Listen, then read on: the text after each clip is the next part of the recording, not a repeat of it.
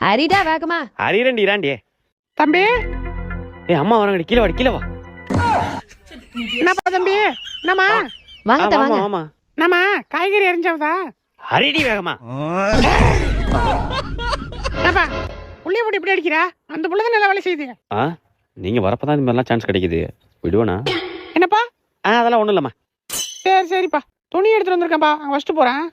சரிம்மா. என்னடி பாக்குற? அரிடி. கொப்ப மகனே வாயோ. நீ. The next day. தம்பி என்ன யாருமே காணும்?